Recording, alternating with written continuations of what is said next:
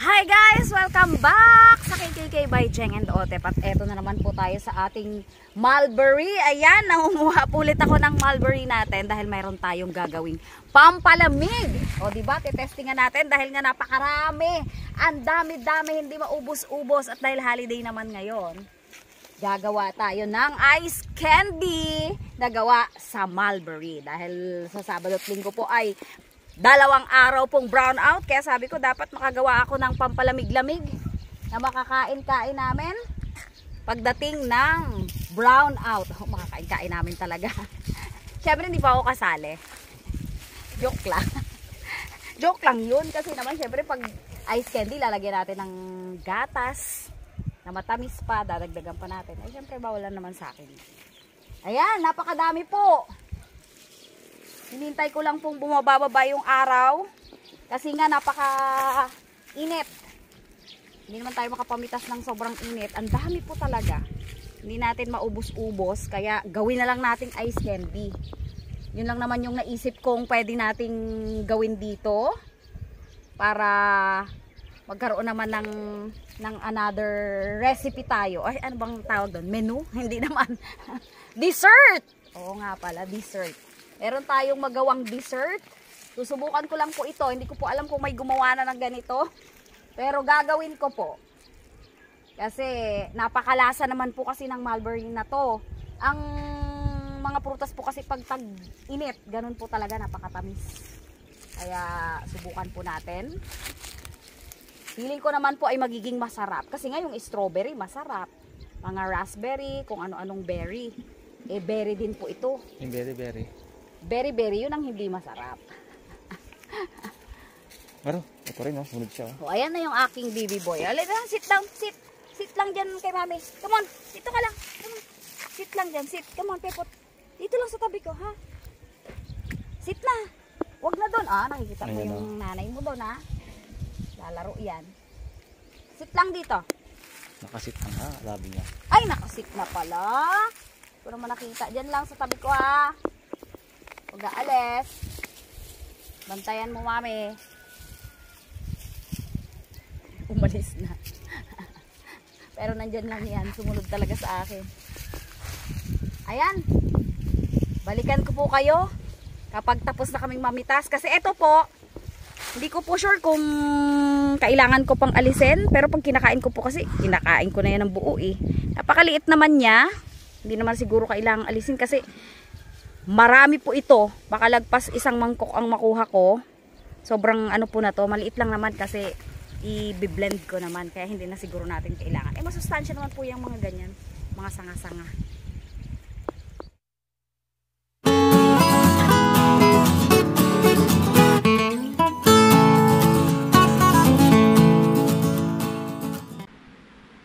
Ayan po. Ito na po yung napitas namin ni Daddy D na mulberry. O, ayan na po. Isang strainer siya. Okay, di ba? Ang dami. Tapos meron po tayo ditong isang can na evaporated milk. Meron din po tayong condensed milk. Puro classic flavor lang po yan. Wala pong ibang flavor na mulberry flavor. Kaya okay na po yan. And then meron po tayo ditong palabok. Kukuha lang po tayo ng 1 cup ng palabok. Palabok po nakalagay ganyan. Pag bumili po tayo sa palengke, nakalagay talaga palabok. Pero po ito ay cassava flour. Tapos ang una po natin gagawin ay i-food processor po natin ng ating mulberry. Ito po, hindi ko na po ito tatanggalan ng ganito. Yung mga sungot-sungot. Isama na po natin yan kasi hindi naman po yan makaka-apekto sa lasa. Kasi ako, kinakain ko naman po yan ng buo. Wala nang tanggal-tanggal. Kung sakali man pong maramdaman natin ang sungot-sungot sa ice candy, naku, hindi na po yan makaka-apekto dahil napaka ano naman po niya, napakaliit. Ayan, madami din po. Makikita nyo sa ating food processor ay medyo madami din siya. Lagyan po natin ng konting evap para mabilis pong malusaw o maging parang puree. Yan. Kaya sa i-blender po natin, gamitan lang po natin ng food processor or blender, pwede din naman. Dahil hindi po abot, dito ko na lang po ilalagay. Ang aking nga po palang cameraman ay si Otep.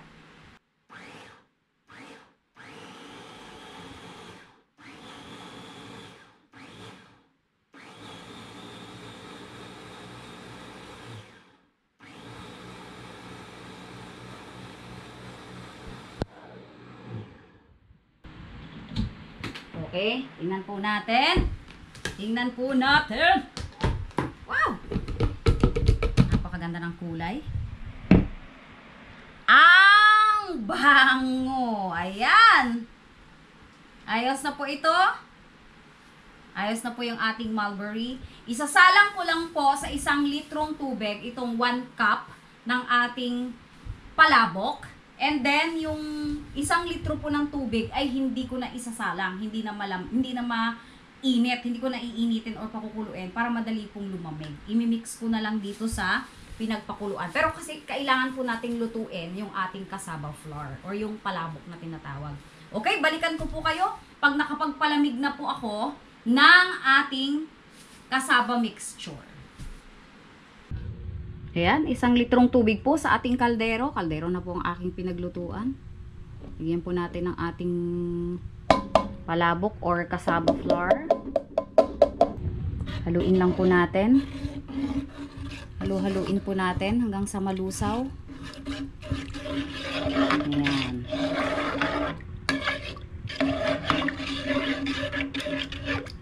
Pagluto na po yung ating cassava flour, at saka ko po lalagyan ng another 1 liter ng tubig. Ayan, may buo-buo pa po. Ayan. Ayan po, ito na po yung ating palabok. Kung titingnan nyo po, medyo lumapot po yan. Malapot po yung ating tubig para po pino ang yelo natin. Yan po yung purpose ng ating palabok. Ayan po, oh. Inapalamig ko lang po. Inilagay ko na rin dito yung another 1 liter para mas madali po siyang lumamig. Ayan, hintayin lang po natin. Saka natin isalin yung ibang ingredients. Ayan, eto na po yung ating mixture ng ating cassava flour or ng palabok. Hindi naman po siya masyadong sobrang malamig na malamig. Pero, ano na po ito? Kayang-kaya na po ng ating supot ng ice candy. At saka hindi naman po sobra-sobrang kailangan palamigin ng todo-todo. Ayan, ilagay na po natin yung natitira nating iba. I-mix lang po natin yan mamaya pag nabuhusan natin. And then yung ating condense. May naka-ready din po ako ditong sugar na kung halimbawa ay medyo kulang pa yung tamis. Siyempre, dadagdagan po natin.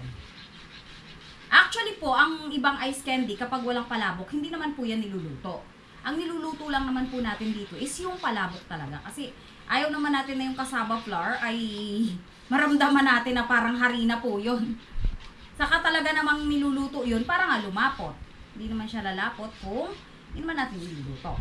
Ayan, syempre ilagay na po natin ang star ng ating ice candy. Kaya po itong ating mulberry ay hindi na rin po natin talagang, wow, ganda ng kulay. Hindi na po natin isinama sa pagluluto para po naman fresh yung fruity flavor natin. Di po ba nga, pag tayo ay nag-shake, mas gusto natin yung fresh na fruits. Ayaw naman natin yung mga, ano lang, mga fruit flavor. Kapag nag-fruit shake tayo, mas gusto natin yung puro. So sa ice candy natin, why not? Diba?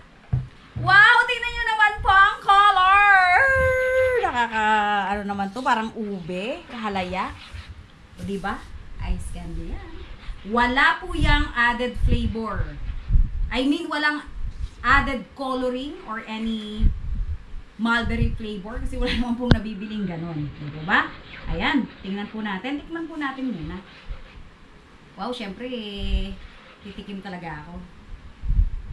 Ito na po ang pang ano natin, pang tikim din natin. Tikman ko lang kung matamis or hindi.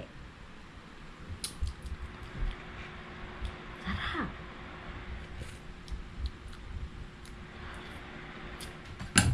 Wow. Lasang-lasang mulberry. Pwede pala to. Pwede pala siya. And para sa akin, na diabetic, hindi na po kailangan dagdagan ng asukal. Pero malamang po, pag lumamig ito, medyo tatabang siya. Kasi hindi naman talaga akong kakain na to. Class tuloy na. Guys, hindi naman po akong kakain na to. Kaya dagdagan po natin ng konting asukal. Kasi medyo tatabang po kasi ito pag nagkaroon na siya ng yelo. 1 cup lang naman po ito. 1 cup na sugar para po talagang damang-dama rin natin na para siyang fruit shake. Mag-yellow pa po kasi ito. Yan, lusawin lang po natin. And then, simulan na natin ang pag-ice candy. Ang sarap po, promise. As in yung amoy ng mulberry, sobrang fresh. O diba? Pwede pala to? Thank you so much po doon sa mga nag-suggest. May nag-suggest po kasi sa akin, may nag-PM sa akin. Thank you so much po sa pag-suggest na baka pwedeng gawing ice candy. Ayan, first time ko nga pong gagawa niyan. Matitikman po natin kapag matigas na. Bukas, syempre, bukas na bukas din po ay itatry na natin to. Meron po tayo dito, ito po yung ating pangsalok kasi meron siyang, ano po, meron na siyang ganyan. Ayan, hindi naman po natin papakapunuin dahil mahirap po talagang magbuhol ng supot ng ice candy. Yan po talaga ang struggle ng mga nag-ice candy. Ayan. Tingnan nyo naman po, para tayong may ubi flavor. Kasi yung kamay nga po namin ni Daddy, pag namimitas na ito, talagang nagko-color po eh. Yan. Madulas. Oh. Ah! Talaga naman. Pero dapat po talaga may pamunas ng kamay. Ito pong towel na to ay pamunas natin ng kamay. Bayaan na po nating magmantsa kasi madali naman pong matanggal talaga ang ano rin ng mulberry. Though sa kuko, matagal po siya. Parang feeling ko madumi yung kuko ko palagi. Ayan. Ang sarap po. Wala pang added sugar na ano yun kanina. Yung iba pa lang at saka yung condensed. So, though ang condensed, matamis naman kasi yun. Pero kasi, etong mulberry na to ngayon, matamis din siya. May fructose din talaga siya. Kaya medyo, ano tayo dyan.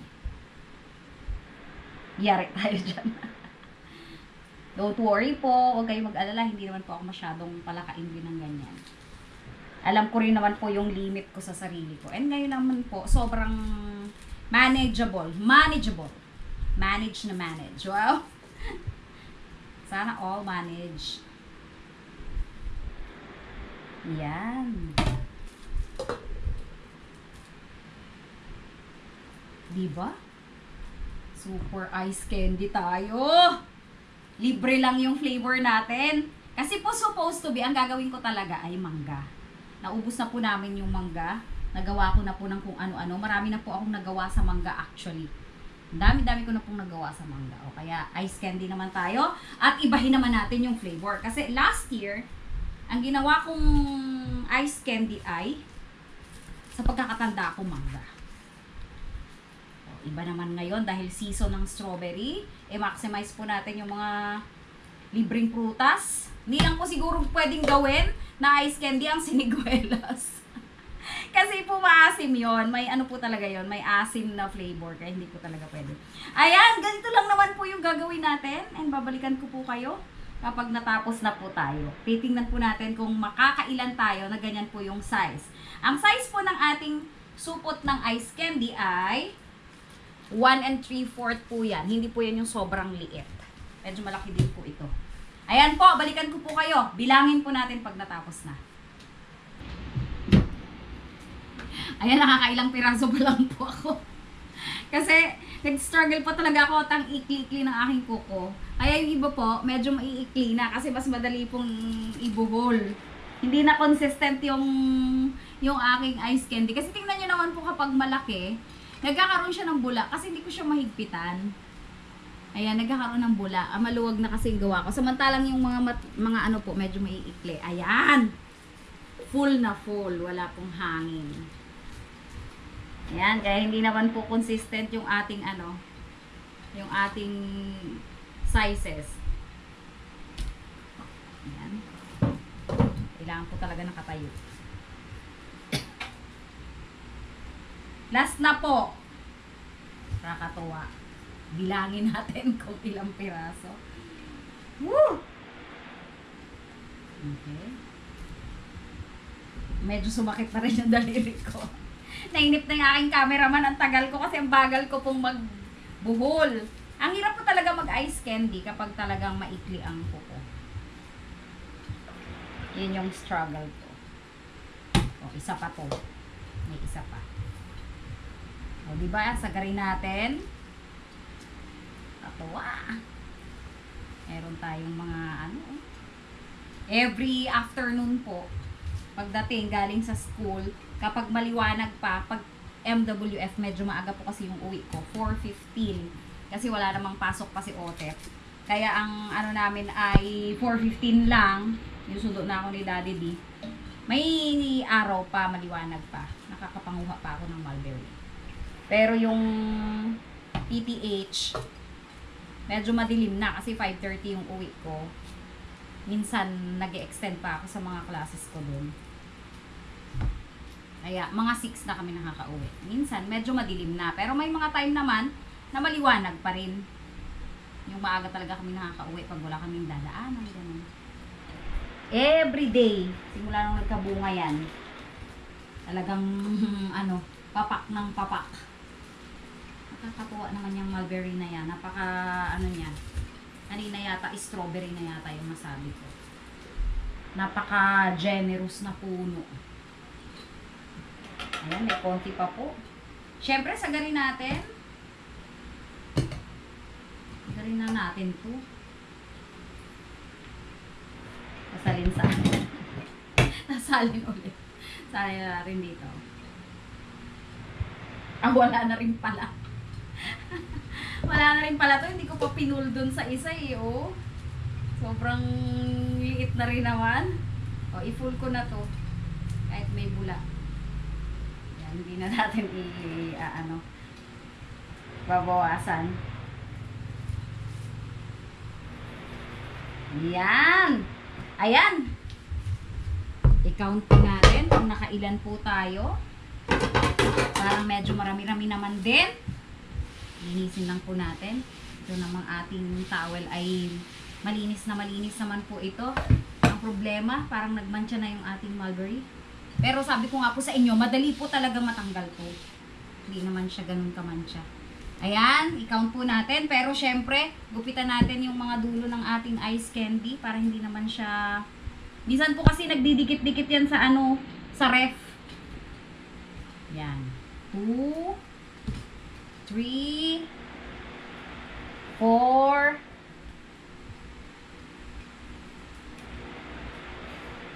6. Diba? Dami.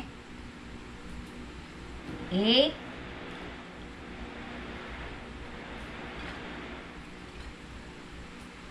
10, 12, 14, 16, 18, 20, 22, 24, 26, 28, 30, 32, and 1/4.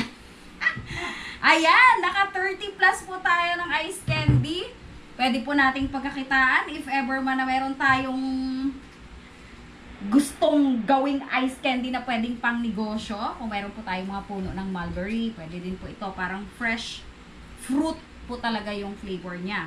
Pwede din pong mangga, pwedeng guyabano, kahit ano. Basta po prutas, napakasarap po na ice candy. And ito po, matitikman po natin ang talagang bonggang-bongga kapag po may yellow na. Kapag nag-yellow na siya. And syempre, matatry din po natin kung pino din yung kanyang yellow. Kasi, masarap naman po kasi yung ice candy na parang ice cream. Kung tawagin nga itong may palabok ay ice cream D. O, diba? Ice cream D siya kung tawagin. Kasi nga, may palabok. Pero yung ginawa ko nung last year, binit ko rin po yun. Kaya may ice, parang ice cream. Ice cream D talaga yung tawag. Ice cream. Ice cream. Ice cream. Para siya kasing ice cream. Yung lasa talaga. Pero ito, yung palabok, yun din po yung purpose noon, para maging pino. Ayan, napakadami din po. Siguro naman ay sasapat na po ito na pangpalamig namin sa darating na weekend kasi po talagang nakaschedule na po yung brown out. 6 o'clock, ay 8 o'clock to 6 o'clock p.m. 8 a.m. to 6 p.m. 2 days. Kaya, nako, yan na naman. Magpapalamig kami. Ayan, balikan ko po kayo kapag tikiman time na. Ayan, nakakatuwa naman po yung kulay ng ating ice candy. Ayan, kung makikita nyo po, talagang ano po siya, parang ash violet, ganon. Hindi ko po masyadong maano yung kulay niya. Pero hindi po siya violet na violet. Para po siyang yung kulay ng mga ordinaryong ube. Ganyan. Kasi ang ube naman po, hindi yung sobrang purple na purple. Actually, purple to. Purple siya. Parang ash. Medyo ash. Wow, daming alam mga ash. Pero talaga pong ang ganda ng kulay. Yung iba pong nakita kong ice candy, ano po siya? Kulay pink. Kasi inilagay po nila yung medyo hilaw na pink. Pinkish po talaga yung paghilaw. Pero ito, purple. Malbari. Lasa na. Ay, itanungin muna natin si Tatang. Si Tatang kasi nakakain na raw ng ice candy. Ayaw na ni Tatang dumoble. At baka Malaki. ukad. Ano lasa, Tang? I-review mo naman, Tang. Diba, parang lasang mulberry. Hindi alam po kasi ni Tatang kung ano yung... Hindi, sa lasa, alam mo na, kumakain kasi ko dyan sa... Yung pala diba? Lasang mulberry din, Tang. Lasang lasa ang mulberry. Hindi, kumakain ng kalabas ng ano. Oo nga, lagi nga pala si Tatang kumukuha ng mulberry. Lasa eh. Sarap din, Tang, na? Tingnan natin si Daddy D kung anong busog nga. verdict. Ano? Sarap? Panalo. Diba? Tingnan nyo naman po. Okay. Balaki kasi Tang yung supot nila, Lenlen. Ano naman yan, salang. Bukas. Salba. Bukas sa akong tinilo, baka mag-vlog. Ha? Bukas pa ka nag-vlog ang tinilo pa natin. Ayan, papasokin natin. Hulaan. Good luck sa ubo. Sige nga. Wala mo pang? Alam ko na. Hula mo na eh. Pang, ano pa?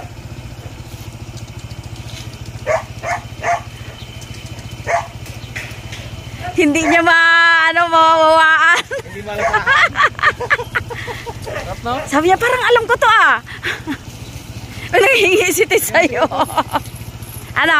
Alasa? Alam ko na, may buto. Ano yan? Ano ang prutas? Ang butot mo? Hindi alam ni Pongloy kung ano yun. Mulberry! Yung mulberry natin yan. Sarap pala siyang gawin ice candy na. Puro yan. Sabi kay Tyron. Nandyan si Tyron. Sana? Tyron! Nandiyan ka pa nung pinipitas namin ng pong. Di ba pinipitas sa amin ng isang mangkok? Diba? Pwede pala siyang gawin ganyan. Ano sa? Sarap? Lasang-lasa na? Inisip ko nga kung siniguelas kung pwede rin. Bagay, maasim yan. Ang puras pwede eh. Pero maasim yan.